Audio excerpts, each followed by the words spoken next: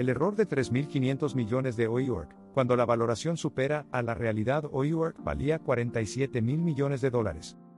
Tenía oficinas en 111 ciudades. Tenía el respaldo del fondo de inversión más grande del mundo. Tenía una marca reconocida globalmente y un fundador que llenaba estadios con sus presentaciones sobre el futuro del trabajo. 6 meses después valía 8.000 millones. No porque el mercado inmobiliario colapsara. No porque llegara una recesión. No porque ningún competidor los destruyera. Solo porque en septiembre de 2019 alguien leyó con atención el documento que WeWork estaba obligado por ley a publicar antes de salir a bolsa. Y lo que ese documento revelaba hizo que la valoración de 47.000 millones colapsara como un castillo de naipes en cuestión de semanas. La historia de WeWork no es la historia de una startup que fracasó. Es la historia de cómo el capital abundante puede alimentar durante años una narrativa que no tiene nada que ver con la realidad del negocio subyacente. Y es la historia del momento en que esa narrativa encuentra su límite. Bienvenido a El Error Millonario. El canal donde analizamos las decisiones que destruyeron imperios empresariales para que nunca cometas los mismos errores. Hoy vamos a diseccionar el caso WeWork desde adentro. ¿Por qué SoftBank valoró la empresa en 47.000 millones cuando sus fundamentales económicos no lo justificaban? ¿Qué reveló el prospecto de Ivo que nadie quería que el público viera?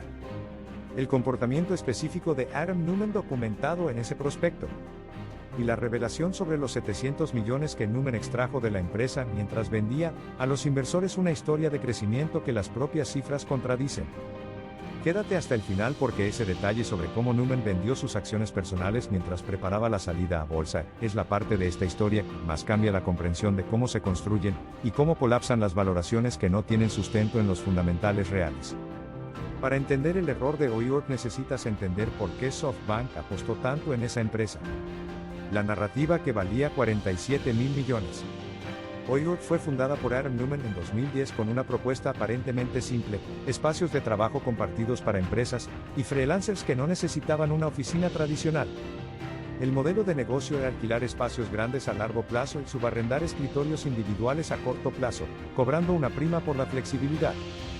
Ese modelo existía antes de WeWork. Lo que Neumann aportó fue una narrativa. WeWork no era una empresa de bienes raíces.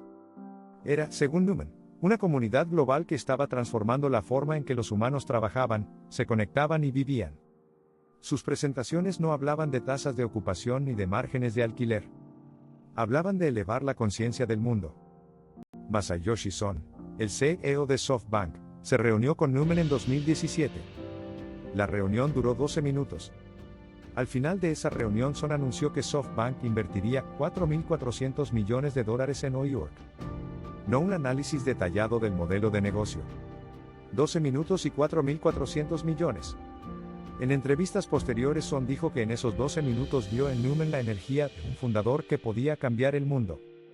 Esa energía, no el análisis de los números, fue la base de la mayor inversión individual de SoftBank en una sola empresa. El problema que los números revelaban. WeWork en 2018 generó 1.800 millones de dólares en ingresos. Y perdió 1.900 millones de dólares. Eso significa que por cada dólar que generaba como ingreso, WeWork gastaba más de $1 solo en sus costos operativos básicos. El modelo de negocio, en sus fundamentales, no era rentable. Y no era una cuestión de escala. Las empresas de bienes raíces comerciales tienen márgenes que la escala puede mejorar, pero no puede invertir de cero a positivo sin cambios estructurales. Pero el capital de SoftBank financiaba las pérdidas. Y mientras el capital seguía llegando, la narrativa de crecimiento podía continuar. En enero de 2019 SoftBank lideró una ronda de financiación que valoró a WeWork en 47.000 millones. En agosto del mismo año WeWork presentó su intento de salida a bolsa con una valoración de 80.000 millones. Y ahí comenzó el colapso. Lo que el prospecto reveló y que nadie quería que se viera. El prospecto de Ivo es el documento que cualquier empresa que quiere salir a bolsa está obligada por ley a publicar. Contiene los estados financieros reales, los riesgos del negocio y los conflictos de interés de sus directivos. Los abogados de WeWork trabajaron para minimizar la información que aparecería en ese documento. Pero la ley tiene requisitos específicos que no pueden evitarse. Y lo que el prospecto de WeWork reveló cuando se publicó en agosto de 2019 detonó el colapso de la valoración en cuestión de semanas. Primero, WeWork perdía más de $1 por cada dólar que generaba. No era una empresa en camino a la rentabilidad. Era una empresa que quemaba capital de forma acelerada sin un camino claro hacia un modelo económico sostenible. Segundo, el nombre oficial de la empresa era The We Company y Newman había registrado personalmente la marca We por $5 millones que luego le cobró a la empresa. Se vendió a sí mismo una marca que la empresa necesitaba por $5 millones de capital ajeno. Tercero, Newman había vendido acciones personales de WeWork por $700 millones en los meses anteriores al anuncio de la IPO. Mientras convencía a los inversores de que la empresa tenía una trayectoria de crecimiento sólida y valía $80 mil millones, él personalmente estaba convirtiendo en efectivo $700 millones de su participación. Ese tercer punto fue el detonador del colapso. No fue que los inversores descubrieran que la empresa perdía dinero. Los grandes inversores institucionales lo sabían. Fue que el fundador que vendía la narrativa de crecimiento simultáneamente, estaba vendiendo sus propias acciones a la máxima velocidad posible, antes de la salida a bolsa.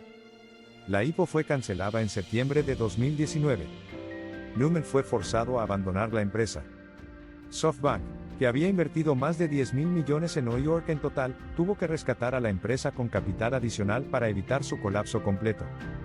La pérdida neta de SoftBank en su inversión en WeWork superó los $3.500 millones. La mayor pérdida de un solo inversor en una startup en la historia documentada. Si este mensaje te tocó, suscríbete. No por mí, sino por ti. Porque si esto te resonó es porque hay algo en ti que entiende que el error de WeWork no fue de Newman solo. Fue de todo el sistema que eligió financiar una narrativa durante años sin analizar si los números la sostenían. El capital abundante no crea buenos negocios. A veces solo financia la postergación del momento en que la realidad llega a la factura. La pregunta que más vale la pena que sostengas después de este video es esta. En tu negocio o proyecto, ¿cuánto de lo que crees que es valor real es valor creado por los fundamentales, y cuánto es narrativa sostenida por el momentum del momento? Y si quieres continuar explorando los errores más costosos de la historia empresarial, el próximo video analiza cómo Sears, el mayor retailer de Estados Unidos, tenía todo para ser Amazon y eligió distribuir dividendos en lugar de reinventarse hasta que ya fue demasiado tarde. Nos vemos en el próximo análisis. Porque el error de WeWork no fue único. El capital que sustituye al análisis es el error más repetido en la historia del emprendimiento. Solo cambian el nombre del fundador y la cifra de la pérdida.